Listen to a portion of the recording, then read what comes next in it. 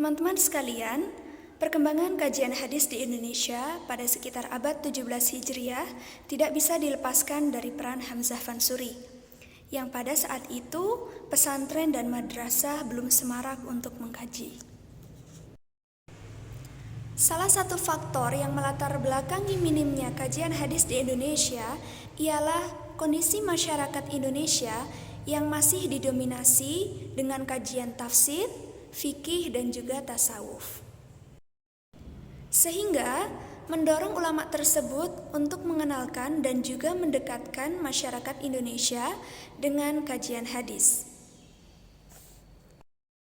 Sebelum mengkaji lebih dalam, izinkan saya memperkenalkan diri saya terlebih dahulu. Nama saya Ikhlasul Amaliyah, mahasiswi Institut Ilmu Al-Quran Jakarta, program studi Ilmu Al-Quran dan Tafsir semester 4, dengan dosen pengampu Bapak Sofyan Effendi SKMA dalam mata kuliah Studi Hadis di Indonesia. Pada kesempatan kali ini, saya akan sedikit menjelaskan tentang peran Hamzah Fansuri dalam perkembangan hadis di Indonesia. Sebelum itu, mari kita mengenal sosok Hamzah Fansuri. Ia adalah tokoh tasawuf yang hidup di Aceh. Ia juga memiliki peran besar dalam penyebaran Islam di Aceh dan sekitarnya. Ia lahir di kota Barus, yaitu sebuah kota yang oleh orang Arab dinamai dengan Fansur. Tidak diketahui secara pasti tentang tahun kelahiran dan kematian Hamzah Fansuri. Akan tetapi, masa hidup Hamzah Fansuri diperkirakan sebelum tahun 1630 Masehi. Ia menganut paham tasawuf salafi, yaitu paham wahdat al-wujud atau wujudiyah.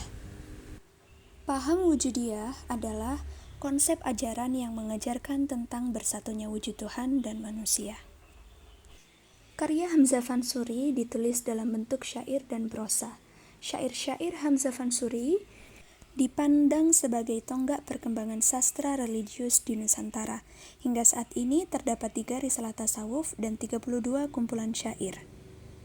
Contoh isi karya Hamzah Fansuri ialah: wahai muda, kenali dirimu, ialah perahu tamsil tubuhmu. Tiadalah berapa lama hidupmu, ke akhirat jua kekal diammu. Karya Hamzah Fansuri yang berbentuk syair diantaranya adalah syair Burung Pingai, yang bercerita tentang burung pingai yang melambangkan jiwa manusia dan Tuhan. Kemudian syair Perahu melambangkan tubuh manusia sebagai perahu yang berlayar di laut. Syair Dagang menceritakan tentang kesengsaraan seorang anak yang hidup di rantau. Karya Hamzah Fansuri yang berbentuk prosa diantaranya adalah Asrar al-Arifin fi Bayan Ilmu As-Suluk wa At-Tauhid, yang berisi pandangan Hamzah tentang ma'rifat Allah, sifat Allah, dan asma Allah. Kemudian ada Syarab al-Ashikin yang berisi tentang perbuatan syariat, perbuatan tariqat, perbuatan hakikat, perbuatan ma'rifat, kenyataan zat Tuhan dan sifat-sifat Tuhan. Kemudian juga ada Al-Muntahi, Al-Muhtadi, dan Rubai Hamzah Fansuri. Selanjutnya, mari mengetahui tentang pengaruh Hamzah Fansuri dalam perkembangan hadis di Indonesia. Dalam penyampaian muatan-muatan hadis, selain melalui bentuk ceramah, Hamzah Fansuri juga menempuh jalan sastra, yang mana mempengaruhi syair-syair dalam menginterpretasikan hadis dengan nuansa sofistik yang mengacu pada aliran wahdah al-wujud. Selain itu, karya Hamzah Fansuri dapat dikatakan sebagai peletak dasar bagi peranan bahasa Melayu sebagai bahasa keempat di dunia Islam setelah bahasa Arab, Persia, dan juga Turki Utsmani. Dalam menjelaskan hadis, Hamzah Fansuri menggunakan petanda-petanda lain dalam bentuk syair. Di antara syairnya adalah syair Perahu. Syair Perahu memiliki keterkaitan erat dengan hadis-hadis Nabi yang bernuansa eskatologis.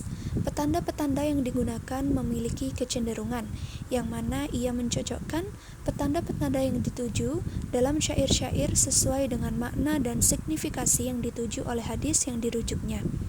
Terdapat 2 kategori petanda yang ditinjau dari aspek objeknya yang digunakan oleh Hamzah Fansuri, yaitu ikon dan indeks. Kedua petanda ini digunakan untuk mempertahankan kecocokan makna agar tidak keluar dari makna asli yang hendak dituju.